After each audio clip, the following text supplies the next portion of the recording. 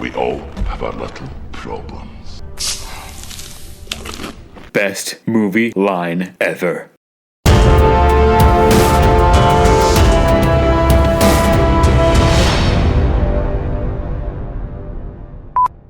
Welcome to Worldbuilding Films, where we analyze the worlds, settings, and rules of films and TV shows to see if they work, if they don't, and if not, how they could be improved to enhance their stories. And today, we're talking about none other than the 2004 action fantasy horror film Van Helsing, which despite receiving negative or mixed reviews at the time, has slowly gathered a cult following and appreciation over the years. And for good reason too, cause this film is goddamn awesome. And if you disagree, fight me!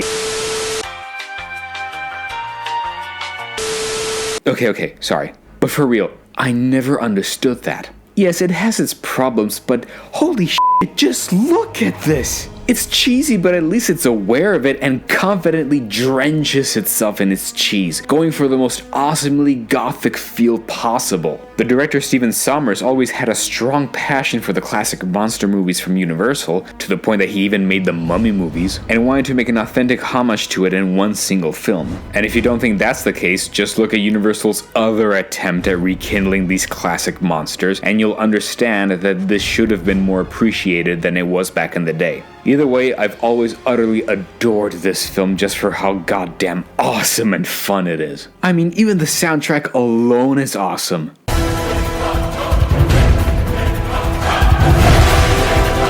Oh god, yes! But, as much as I will always gush over it, I will admit the film does have its flaws, and most importantly, feels incomplete. So, I'd like to speculate on how we could enhance this story by clarifying and entwining the rules of this universe a little better. So let's not waste any more time and jump right into it, cause frankly there's a lot of lore to unpack here, so sit tight folks. Of course, as usual, there will be spoilers ahead.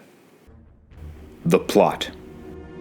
Our story begins in 1887, where Dr. Victor Frankenstein has just finished giving life to his infamous monster, while the villagers are invading his castle. At that moment, none other than Count Dracula appears, in the most stupidly over-the-top and yet fun performance ever. But now that it is a triumph of science over God! Telling Victor that the monster now has to serve his own purpose, which will be revealed later, and kills the doctor. The monster escapes with his father's body, is hunted down by the villagers, and as the classic tale tells, the monster hides in a windmill, which is then burned down by the villagers, leaving Dracula shocked. We then jump to a year later. Van Helsing, our titular hero, is a monster hunter for a secret order of the Vatican called the Knights of the Holy Order, and has just returned from having killed Mr. Hyde. It's established that Van Helsing was found by the order years ago, crawling on the steps of the church with no memories, and has been working for them while hoping to one day remember who he is. Gee, not being typecast at all, are ya, Hugh? He's told by the Order that he now needs to travel to Transylvania and help the Valerius family, which has helped the church keep monsters at bay from the east for generations. We'll get into more detail later, but for now it's established that the family is in peril because they are down to the last of their descendants: Boris, king of the gypsies, his son Valken, and his daughter Anna. They have been trying for centuries to kill Dracula and have always failed, and because of an oath made by their ancestor Valerius the Elder generations ago, if they don't succeed in killing Dracula, the souls of the family will always remain in purgatory and never enter the gates of heaven. Also, no one knows where Dracula actually lives. He simply appears and disappears out of the blue. So, Van Helsing has to go give a hand. It's not so easy though, since this is the biggest adversary the monster hunter has ever faced. And so a scientist friar and comic relief named Carl is told to join him. Along with gathering a bunch of fun gadgets for the occasion, Van Helsing is also given a mysterious piece of parchment that seems to be connected not only to this mission, but also might be a clue to finally uncover his past. They travel to Transylvania, where they find out that indeed vampires have been terrorizing a small town for a long time. In the meantime, Valken Valerius has been hunted down and bitten by a werewolf, which spells bad news because he is a danger to those around him, and Dracula has a habit of forcing werewolves to be his personal servants. Thus, Anna is now the only family member left that has a chance at bringing redemption to her entire family. She and Van Helsing follow Valken in his werewolf form all the way to Castle Frankenstein, which was supposedly abandoned for a year, but turns out is actually run by these creatures called the Dwergi, as well as Igor, Dr. Frankenstein's old backstabbing assistant, all under the command of Dracula. They've been using the Doctor's machines to recreate his experiment to bring life, because it turns out Dracula wants to do so to his hundreds of offsprings, which are already born undead because he had them with his other vampire brides, and with them take over the world in a vampiric invasion. To do this, they use Valken as a conduit to give them life, since the werewolf blood might be the closest thing to power the experiment, especially now that Frankenstein's monster is lost. But it turns out a werewolf is insufficient, and eventually the offsprings die out. It's a failed experiment. During these events, Dracula and Van Helsing have their first confrontation.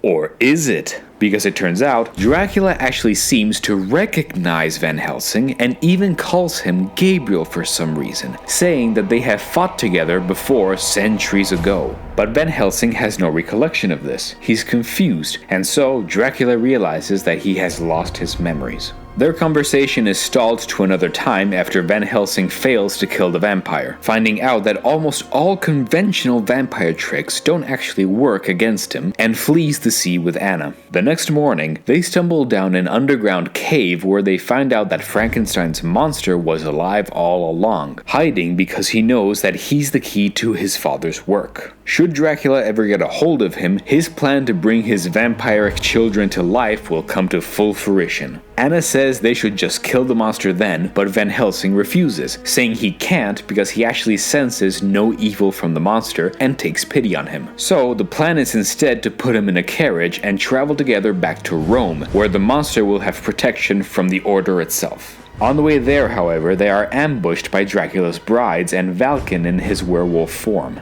In the fight, one of the brides dies, while the other kidnaps Anna and takes her away. Meanwhile, Valken also dies, but not before having bitten Van Helsing, who now has to look forward to the prospect of becoming a werewolf himself. He's left with Carl and the monster until the remaining bride returns and offers a bargain. Hand over the monster at a nearby masquerade ball the following night in exchange for sparing the life of Anna. Van Helsing reluctantly agrees, knocks out the monster, but hides him in a cemetery while they infiltrate the ball. There they see Anna, rescue her, but lo and behold, that cemetery was actually filled with vampires, as is this ball, and so now they have the monster in custody. Our heroes barely make it out alive, and all hope seems lost. That is, until Carl reveals he has made some discoveries. It turns out that Valerius the Elder was actually the father of Count Vladislaus Dracula, and after some mysterious battle that happened in the past, the Count was killed. In his dying breath, he made a deal with the devil to have everlasting life. Ashamed of his son, but unable to bring himself to kill him, Valerius the Elder asked for help from God himself, who banished the creature in a secret castle, never to escape.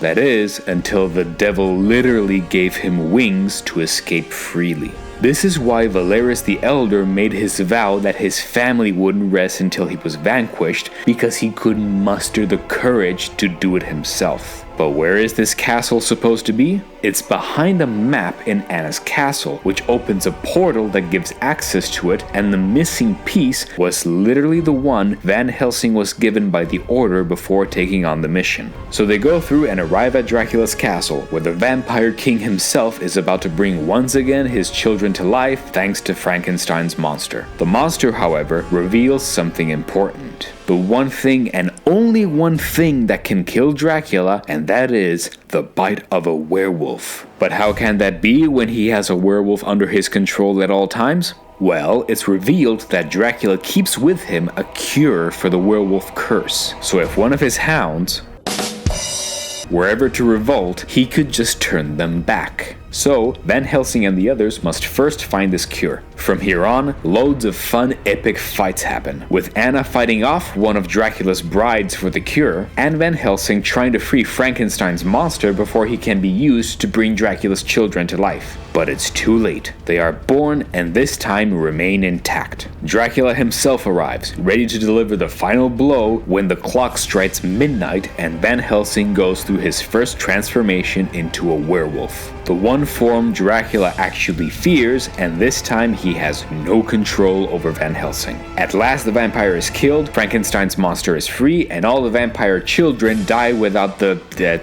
spirit of Dracula intact, I guess. I don't know.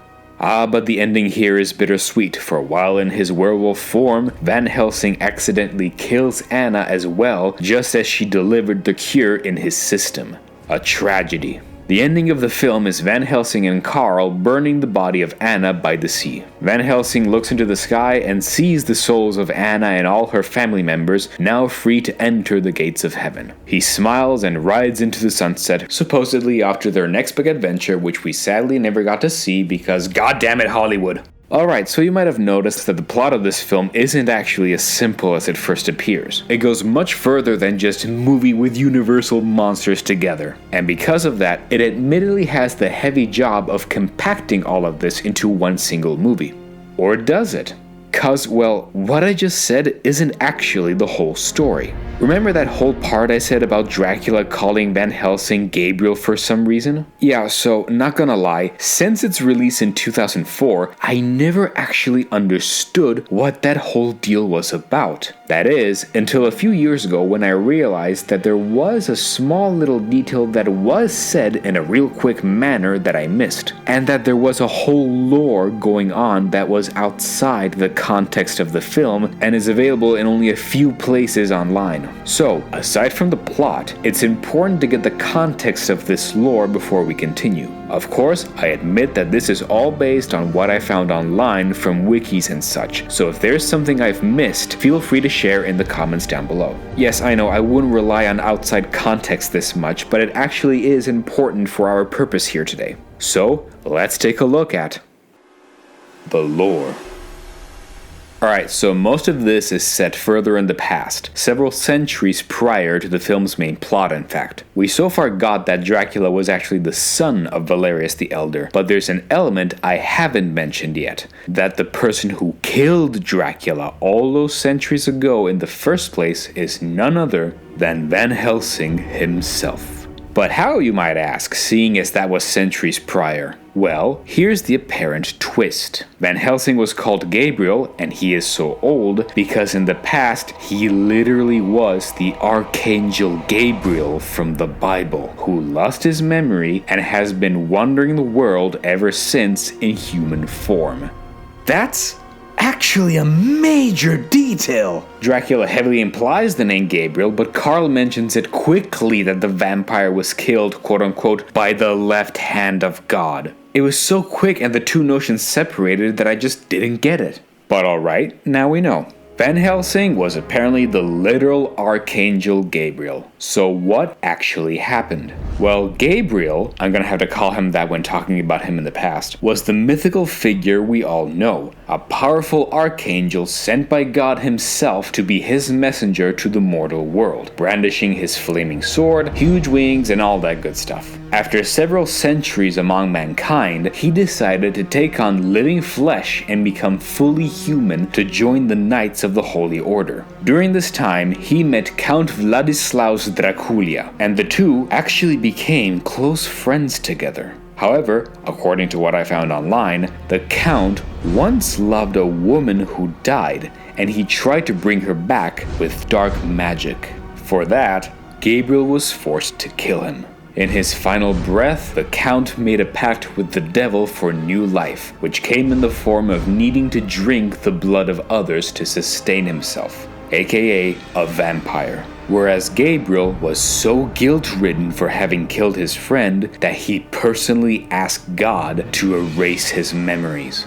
That is a lot to take in. Like, that's its own freaking movie right there. And in fact, it makes me wonder if the filmmakers had plans to turn this into a full film series, but maybe had the budget for only one, or if perhaps this could have worked best as a TV show. And then again, back in 2004, the production value for a TV show was quite low, so that probably wouldn't have worked out. Today, sure. Back then, not so much. Or if perhaps there was supposed to be at least some extended edition of this story, which was cut down due to the lengthy runtime. Either way, there's just so much juicy backstory to work with here, and without it, the film does feel a little incomplete. With that said, there's still some inconsistencies here and there that need to be addressed with the whole plot. In fact, I will be tweaking each element in this story and keep them like that so they form a new complete whole towards the end. You'll see as we go along. So, let's start with the village. So in the first third of the film, we see Van Helsing and Carl travel across Eastern Europe until they arrive in Transylvania, in a small village whose inhabitants are filthy, starving, and miserable. After killing one of Dracula's brides during their attack, the village's undertaker says, "Vampires only kill what they need to survive. 1 or 2 people a month. Now they will kill for revenge." Now that's actually pretty cool. They're stuck living in this nightmare and the vampires are a blight. But they were forced to just deal with the minimal amount of it, whereas now it will become even more dangerous. Thing is, how have they survived at all if the brides have been taking 1 or 2 of them per month? Dracula is 400 years old, and I imagine the brides must be at least a couple hundred or so by now, right? And looking at the overall size of the village, I estimate that there's something like, 500 people living there, barely more. If 1 or 2 of them are killed per month, that would make them basically all gone within a generation. But this could be fixed if perhaps the perspective on this whole situation is shifted a little. Like, what if instead of having a village of people who, I imagine, are Catholic, it turns out that in order to convince them to stay, Dracula and his brides have brainwashed them to secretly be Satanists instead, keeping the Catholic roots just as a facade. This would entice foreigners to come with less worries, perhaps without warning them as to what dangers lurk there specifically, and they trick and trap a few of them there, so when Dracula and his brides swoop in once per month, they have their meals ready in exchange for protection from outside invasions. And if they didn't do this, the villagers themselves would be sacrificed, so putting effort into the scheme would be in their best interest. This could be played even as a reveal in the film itself, with Van Helsing trying to fight off Dracula's brides, but when he goes to dunk the tip of his crossbow arrows in the holy water, it turns out it does nothing because it's fake holy water. Sure, he will be in trouble then, but quite frankly, if this guy is such an efficient monster hunter, and he has someone who knows how vampires work, he's definitely supposed to keep at least 1 vial of holy water with himself at all times. I mean, he has a retractable cross later anyway, so why not go all the way? But yeah, this would make the villagers much more interesting, I think, and it could work even while having the Valerius family along with them, unaware of what's actually going on. Cause here's the thing, the Valerius have been working as the eastern flank of the Order for generations, fighting off whatever monsters and horrors that may come from there. But should the villagers and Dracula get rid of the family, then they'd have the entire might and force of Rome itself ready to charge. So, they not only keep this facade for foreigners, but they do so for the Valerius themselves, perhaps occasionally ruining their fight against Dracula in secret just to make sure that their master's reign lasts for as long as possible. It would be a very delicate political power struggle going on behind the scenes. After all, what better way to make your enemies fail in their plans than by thwarting them from the inside when they least expect it? And you might be asking, wait, but then why would they have attacked Dr. Frankenstein in the beginning if it was part of Dracula's grand plan? That's actually a fair point. So perhaps we could actually say that Dracula actually told the village to barge in and destroy the doctor's life's work. Because after all, the only thing he needed was the monster, not the doctor. I would kill myself before helping in such a task. Feel free, I don't actually need you anymore, Victor. And getting rid of the evidence just in case his enemies could do something similar would be in Dracula's best interest. So what better way to do it than taking the monster for himself and telling the villagers, hey, once I'm done here, get rid of this crazy scientist and everything he worked for, I command you. But what Dracula couldn't have known, however, was just how strong Frankenstein's monster actually was. Just strong enough to take Dracula by surprise and make a getaway escape to the windmill. By then, Dracula wouldn't have had the time to warn the villagers to stop, and it would be too late. Actually, you know what? Let's take it one step further and make this whole village scenario a little more macabre. So, get ready here, folks. To help keep not only their numbers up, but guarantee that they wouldn't be on the vampire's menu, these secretly Satanist villagers could literally be birthing children like rabbits, just to use as actual sacrifices for Dracula and his brides. Maybe we could say that the newborn blood isn't necessarily enough in quantity, but in quality and purity, and perhaps the vampire's quote-unquote children were actually the bodies of these newborns after they've been drained, ready to be given life once more with Dr. Frankenstein's research and technology as the new offsprings of pure evil, possibly without any of the weakness of any other vampire. It would sort of justify why these villagers have remained there for so long despite their monthly subscription to vampire murder, as well as how they did manage to even survive as a village without seeing their numbers disappear within a generation. And towards the end, Van Helsing and his team might also have to worry about being hunted down by these treacherous villagers at some point as well. Hey, told you it was macabre, and it would be in line with these exaggerated, twisted medieval Satanist villagers. I mean, at least it's a little more interesting than what we actually got. Speaking of which, since the entire premise of this film is let's put all these classic movie monsters together in an awesome and epic way, I think it's fair that we take a deep dive into the lore of some of their archetypes, and see what we could do to theoretically mesh them better in this narrative. Starting with Dracula's imprisonment. So the vampires in Van Helsing are pretty much your standard type. They can't stand sunlight, are killed by stakes through the heart. Yeah, well, who wouldn't that kill? They suck blood, they have no reflection, and they can transform and grow huge wings in order to fly. All that good stuff. Not to mention that they get massive boosts in strength, speed,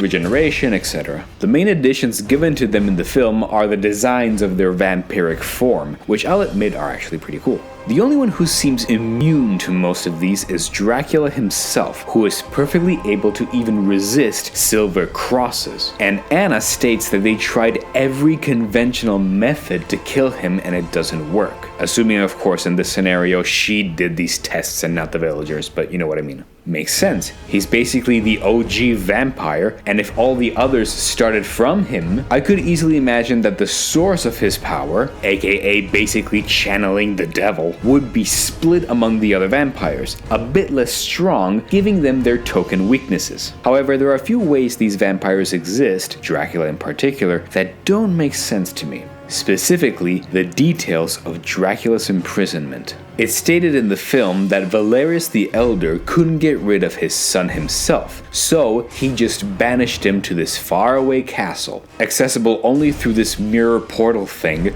but the devil cheated by giving Dracula wings so he could fly away from his prison. But how? It's never clarified as to where this castle is exactly, only that it's accessible exclusively via this mirror portal. Is it an actual castle just further away? Sure, it's particularly well hidden in these mountains, but that doesn't make it impossible to reach, and someone's bound to find it eventually. 4 centuries of this place is a long time even for medieval people, especially when the Valerius family is trying so hard to find it and kill the Vampire King. Or is this in some pocket universe or something? If so, what kind of world is this? Cause it clearly must be some sort of Earth-like realm, seeing as there are mountains and regular weather and such, certainly enough for lightning strikes. Not to mention that, mirror or not, Dracula can just escape by flying, giving me even more reason to think that it's not really that far off after all. So what gives? Well, I think there's actually a way we can alter this place just a little to make it fit with the lore of the vampire.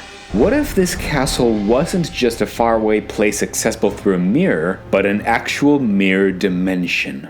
When Valerius the Elder banished Dracula, he might have specified that the vampire wasn't welcome on God's earth anymore, but he'd be somewhere locked up and confined where he'd be at a safe distance while Valerius could still try to talk his son back into sanity. That choice ended up being inside the world beyond mirrors. A perfect plan, that is, until the devil gave Dracula wings. He could only walk inside the mirror world, but since the banishment was from God's earth specifically, it never said anything about the skies. So whenever we see Dracula, he's always either flying or perhaps hanging from ceilings just in case, so he won't touch the ground, just enough to interact with things. The only way he could have moved around properly was if there were other mirrors from which he could temporarily emerge, which, if we keep our theory of the villagers secretly being Satanists under his command, could be of help to him because they'd each keep a large mirror in their household for their Dark Lord to escape from at any time. This, in turn, works into the vampire canon. They don't have reflections, and with this scenario, the reason could be because he lives in the mirror world. He now is the reflection in a way, so when he comes out, nothing reflects back. This detail could be transmitted to all other vampires as well, except they have many more weaknesses than their king, but at least they're not bound to the mirror world by force and can walk around freely because Valerius the Elder said nothing about banishing them as well. Also, this would explain his castle, which might perhaps be simply a mirror version of the real one Frankenstein was working in. And if you really want to give it more flair, you can just make everything more gothic in style because Drac had like 4 centuries to renovate. Once a goth, always a goth, I guess. No wonder this place is so hard to find. It's simultaneously a place that's near impossible to reach without the right password and right under their noses at the same time. Although you'd need something a little bit less obvious than just "in the name of God open this door." Maybe more like, "In the name of God, please help my son." Since Valerius the Elder actually did still love and care for him, and hoped to save the soul of his son and bring some sense into him. Finally, think about how this would affect Dracula himself. He now lives in a mirror world, which means that while he is flesh and blood, sort of, everyone else in there would only be reflections. They'd be like ghosts to him, figures he can never touch nor talk to, and the sheer loneliness would consume him even if he did find his winged loophole. What he wants isn't just to conquer the world, but to be free from his prison once again. The only way to do so is to march in a war against God himself, the one who had the original power to banish him in the first place. But he'd need an army, and perhaps we can say that just converting everyone into a vampire won't do the trick, because those people only have a fraction of his true demonic potential. The deal with the devil was to bestow that power only to himself after all, which in turn gives extra motivation not to just convert everyone into a vampire. Otherwise, there would be too many hungry mouths to feed and no more of their quote-unquote cattle to survive off of.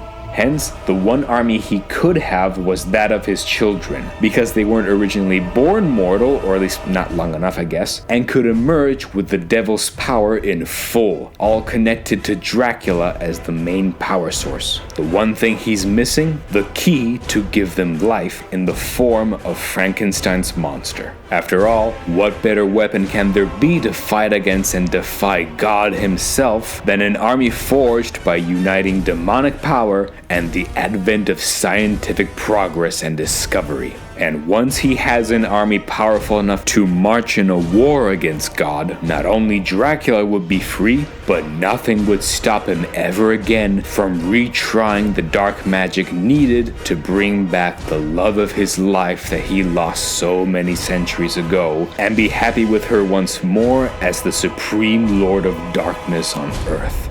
Heck, come to think of it, screw the brides. The film says that the children were born from him porking them, but if he had such a deep love for his deceased wife, he would just manipulate the brides into thinking he loved them just so they could do his bidding without ever questioning him. You silver-tongued devil, you. Werewolves. So the werewolves in Van Helsing are also the pretty standard kind we all know and love. They were people who got bitten or scratched by a previous werewolf, and now turn into a big dangerous human-wolf hybrid during the full moon, losing their consciousness to become feral, and can be killed only by stuff like silver bullets. They don't vary much from the original modern myth we're all familiar with, if not for the fact that this film has the best werewolf designs ever. And if you disagree, you can kindly step ahead and fight me, motherfucker! Okay, sorry again, but for real, just look at them. They're so awesome! Like, this is what a real werewolf should look like to me. And somehow Hollywood just keeps botching it up. But alright, back on track. There is actually one little extra element that the film does add to the lore of the creature, and that is the type of transformation. See, werewolves are usually people who suddenly grow fur on their skin, as well as getting bigger, meaner, and with sharper teeth and claws. And when they turn back to normal, the fur sheds off. But not in this case. Here, it's a constant back and forth, with the human skin actually shedding and ripping away first, revealing the fur underneath, and then the process repeats when they normalize. It's as if there's this constant struggle of revealing which is the true monster underneath, man or wolf, and that could be a big clue for us. Yes, it's a curse, but why specifically a wolf and not like a falcon or a lion or a freaking badger or whatever? Especially because wolves in real life are dangerous if they attack you, sure, but they're not there to specifically hunt humans. They're surprisingly chill and only attack out of desperation or necessity. In fact, they're known for almost always moving in packs. There's a sense of loyalty in them, which in a way has remained in dogs as we have trained them over millennia. Testicles summer. So if a wolf doesn't always mean bad things, why is this curse so specific to them? Maybe we could say that even originally this curse was also a manipulation of the devil. This might be a stretch, so we won't take it too literally, but perhaps eons ago there was a huge betrayal either between people or between the relationship with humans and wolves. One so bad and vile that the devil took that relationship of man and animal and twisted it into a single curse, deforming the original symbol of belonging to a pack, a wolf, and twisting it to something that would destroy even those closest to you. Okay, so if we take something like that, we can say that for eons the werewolf curse has continued on. But there's a problem. Anytime you have one person bitten or scratched by one, they turn into a werewolf, which will do the same to others, and after millennia it could spread like a virus until basically everyone is a werewolf. These things do tear through basically anything, so it's not like you can stop them so easily unless you have silver bullets, which are already rare to get in the Middle Ages, much less in antiquity. So we could instead add that there's an extra rule. Since this is a twisted spin on the idea of family and unity, the curse itself is also unique in that only one person can be a werewolf at a time. They become quite literally a lone wolf, and it happens to whoever was last bitten before the previous werewolf dies. Now that we have this, let's move on to a missing element in the story that not even the info online seems to cover, and that is Count Dracula's wife, the very one who died centuries ago. We're never told anything about her, not even the way she dies, only that she does, and it causes all these events to spiral out of control. So, why not have it where she was one of the people bitten by one werewolf who was around at the time? This turns her into a dangerous creature every full moon. But this time, they managed to imprison her thanks to the mighty powers and help of Gabriel the Archangel. Here it is, the one chance to vanquish this curse once and for all before it propagates once again. But the only way to do so is to kill the host, and Count Dracula can't let that happen to her. So he desperately tries to convince Gabriel, his now close friend, to spare her. However, as much as Gabriel would love to spare her for his friend, he can't, because it's his duty as a messenger of God to help mankind vanquish these monstrosities created by the devil. So he tries to kill her in her werewolf form, cause he can't kill unless they are ruled by evil at that moment as established in the film, but the Count helps his beloved escape to spare her life. She runs far and wide, and after a wild chase, Gabriel succeeds to kill the beast. It's too late, however, as she has mauled and harmed several travelers, and with her death, the curse is transferred to one of them and will continue on. The Count is distraught by this, wailing at the loss of his beloved, and a rift forms between him and Gabriel, his friend, who is sorry but believes to have done nonetheless the right thing. This causes the Count to pursue his research into dark magic to try and resurrect his wife. With no choice left, Gabriel is forced to slay his own friend as well because he dared do this, and the Count makes the pact with the devil in order to bring forth his revenge. But see, here's where we can tie something in.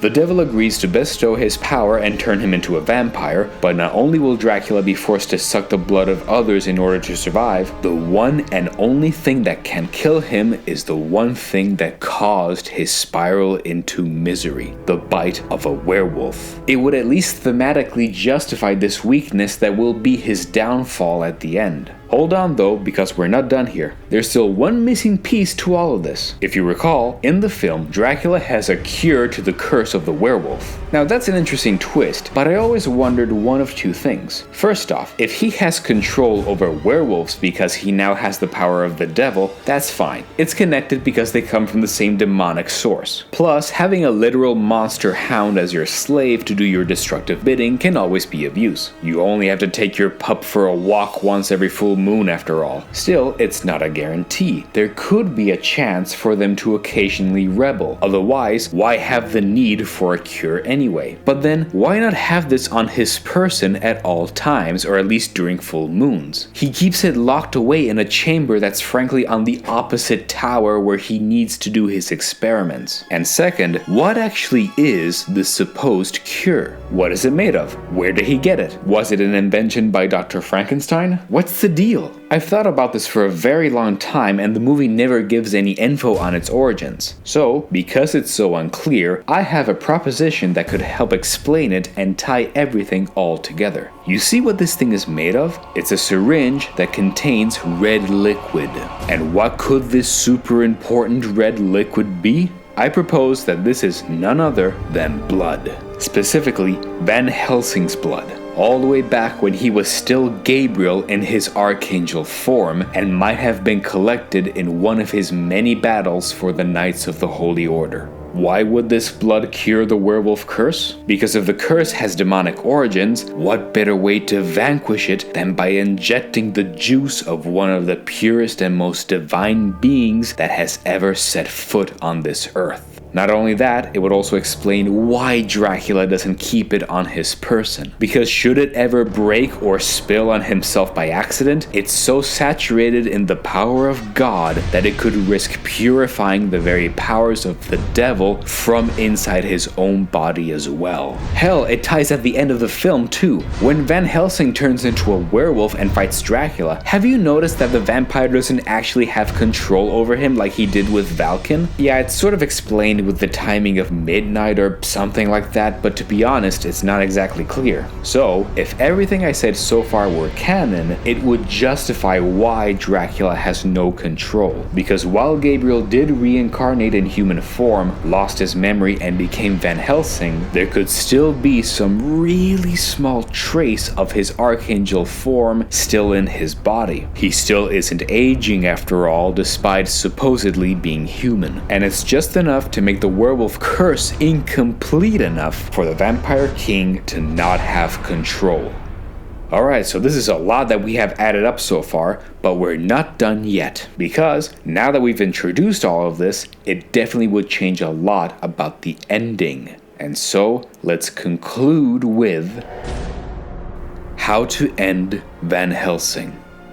To recap one last time, Dracula is defeated, but Van Helsing was still in his werewolf form and accidentally attacked and killed Anna just as she injected him with the cure for the werewolf curse. He returns to normal in a not at all dramatic way.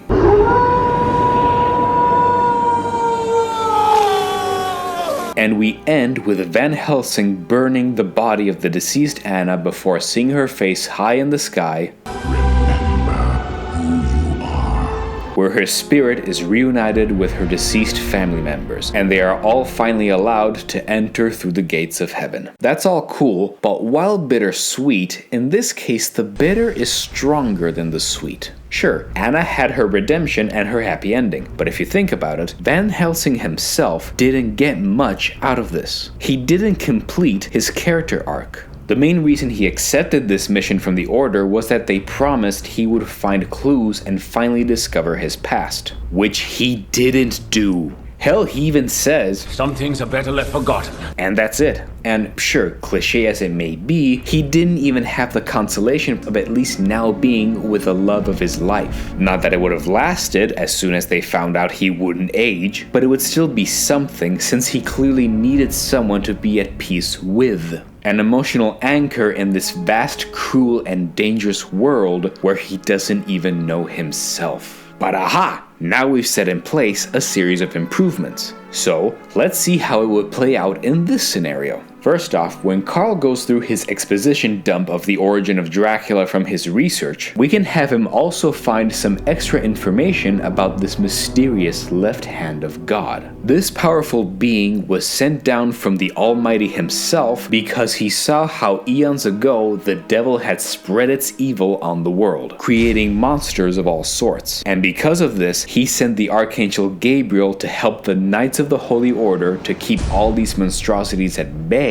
and clear the way so humanity can finally come out of the Dark Age in peace and bring forth technological innovation and enlightenment so they can thrive and survive on their own without the need anymore for divine intervention. Yeah, I know, this really is a fantasy, but let's say this was the intention in this world. And that's why the Knights have still kept Gabriel around as Van Helsing, an efficient monster hunter without giving him the true origins of his past, because 4 centuries ago, Gabriel himself might have specifically requested it, and so the Order was forced to take this oath of secrecy. We then cut towards the end of the film when Van Helsing fights off Dracula and bites him, bringing his downfall. Although, let's make the death a little slower, not instantaneous, enough to keep him conscious for a little longer, just incapacitated. We then have Van Helsing in his werewolf form who attacks Anna and kills her just as she injected the werewolf cure into him. However, after he returns to normal, something happens. He can actually see her spirit begin to rise out of her body, and a heavenly light start to pull her towards the heavens. It's not even a stretch to say that he's the only one who sees her, cause first off, he sees her spirit in the sky at the end of the actual film, which makes sense as an ability since he still has a shred of archangelness inside him, and he specifically never kills innocents who still have an untampered soul, so this could be a first. And second, because turns out in the video game adaptation, we literally see this scene happen in full motion anyway. So clearly there's at least some room of plausibility for this from the original people who worked on it. So Anna is pulled towards the light and Van Helsing can only watch in sorrow. However, something else happens. He tries to reach out towards her, and lo and behold, he actually does grab her soul. This shocks them both. Anna stops from soaring upwards, and Van Helsing starts feeling quite strange. Another heavenly spotlight falls on him, and he begins to glow and hover in the air, and all of a sudden, he sprouts 2 enormous angel wings. Because yes, since we're establishing in this scenario that Dracula's vial contained his old archangel blood, now that he was injected with it, it helped restore his entire archangel form to what it once was, and is powerful enough to hold Anna's soul in place from floating away.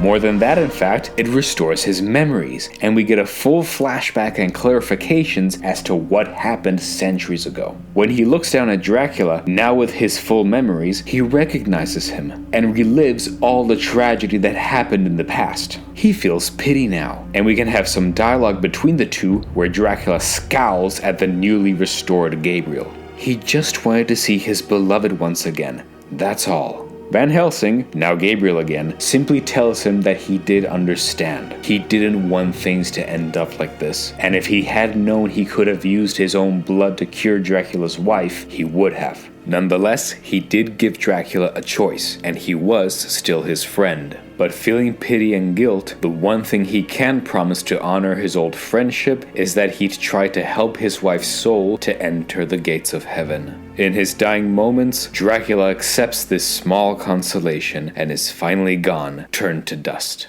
Now you'd think, hey wait, this feels like a bit of a cop-out. What, so Gabriel will just bring Anna back to life now and they live happily ever after?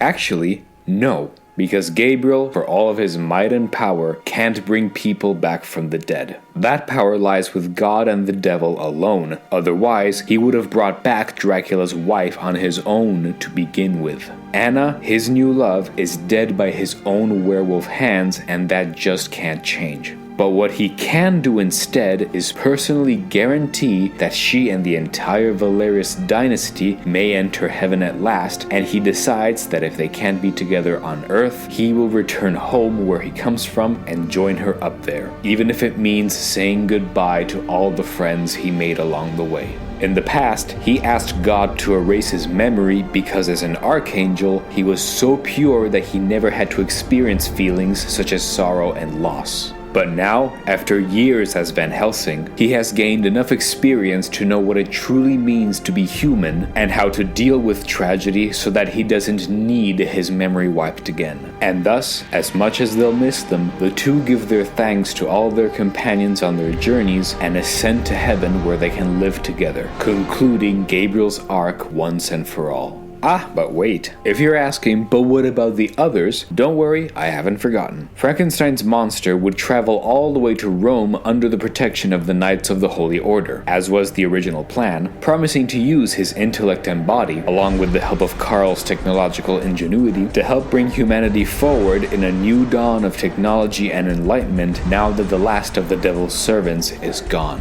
The monster can prove at last that he is not a monster after all. And as for Karl himself, well, if you think about it, Karl didn't really have any redemption arc in the original film either. And seeing that the fun thing about him is that he's a friar that enjoys being a little promiscuous, he might be disappointed that he has to give up his carnal pleasures the moment he becomes a full monk. That is, until Gabriel returns to him with the Order as witness and gives official permission to Karl to still enjoy carnal pleasures after becoming a monk for having been such a good bro. Actually, I have literal divine permission to pork as much as I want. Damn it.